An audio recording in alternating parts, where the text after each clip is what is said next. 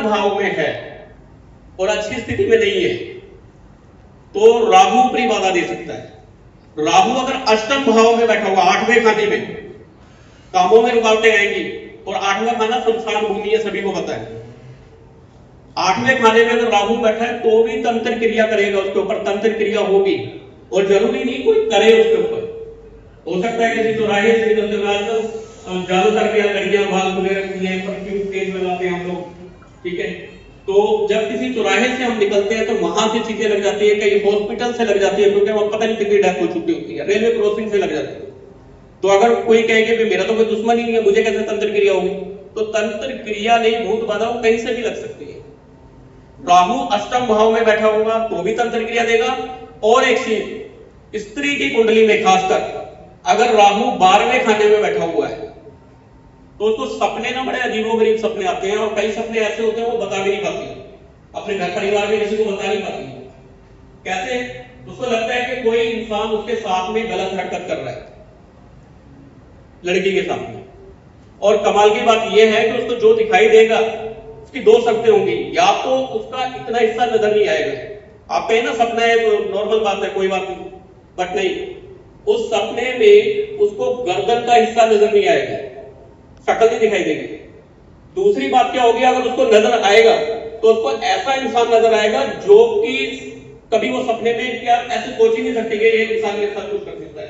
जैसे उसका भाई नजर आ सकता है, उसका बाप नजर आ सकता है, और कोई बहुत करीबी रिश्तेदार, उसका बेटा भी नजर आ सकता है। तो जो वो खुली आंखों से कभी नहीं सोच सकते कि ऐसा कुछ हो।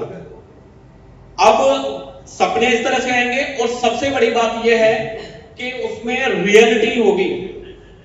वो उसको जागने के बाद ऐसा लगेगा नहीं कि वो सपना था, बिल्कुल हकीकत जैसा लगेगा।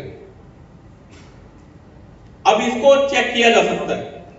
और हाँ, यहाँ पे कुछ चीजें और होती है, शोल्डर भारी रहना, सर भारी रहना, कई बार सपने में गंदगी दिखाई देना, मेरे शरीर पे गंदगी लग गई है, पोटी लग गई है, कोई कीचड़ में गिर गया, मैं अपने आप को गंदा दिखाई देता है उसको।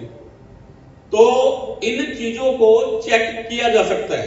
अगर आपको डाउट है, बहुत सारे लोग हैं जिनको सिर्फ यही वहम रहता है कि मेरे ऊपर तंत्र क्रिया की हुई है, और वो लोग बड़े बड़े बाबाओं के पास में घूमते रहते हैं, साधुओं के पास में जाते हैं, कई तांत्रिकों के पास में जाते हैं और अपना पैसा बर्बाद करते हैं। लेकिन बात कई बार उल्टी होती है, डॉक्टरी प्रॉब्लम उसको डॉक्टरी है और वो कहां जा रहे हैं? तांत्रिकों के पास। कई बार इसका उल्टा होता है कि अब उसको प्रॉब्लम तो तंत्र की है, उसको भूत बाधा है, प्रेत बाधा है, लेकिन अब वो कहां जा रहे हैं? वो डॉक्टरों के पास जा रहे हैं। डॉक्टरों के पास जा रहे हैं, डॉक्टर दवाई लिख के दे देता है, चेकअप करते हैं, स्कैनिंग करते हैं, कुछ भी नहीं आ रहा है, पर प्रॉब्लम बनी हुई। मैं एक महीने में कम से कम 15 ऐसे पेशेंट से मिलता हूं जिनको इस तरह की प्रॉब्लम होती है। अभी मैंने हाल फिलहाल में एक लड़की थी फरीदकोट से, उसको मैंने ठीक करके भेज दिया। उससे पहले भी एक लड़की आई, वो हमारे जलंधर से थी, नागरा से, उसको मैंने ठीक किया। तो अगर इस तरह का किसी को लगता है कि प्रॉब्लम है और वो वहम से बाहर आना चाहते हैं, वो जानना चाहते हैं कि आखिर है क्या, ये प्रॉब्लम हमें डॉक्टरी है या कोई तंत्र के लिए हमारे ऊपर की हुई है, तो कुछ नहीं करना है, सिर्फ आप राख लेंगे और राख लेके एक बार मुझे कॉल कर लेंगे। अगर कोई फोन नंबर नोट करना चाहते हैं नोट कर सकते हैं, या बाद में मेरे पास से नंबर ले सकता है। मेरा मोबाइल नंबर है 8968128074।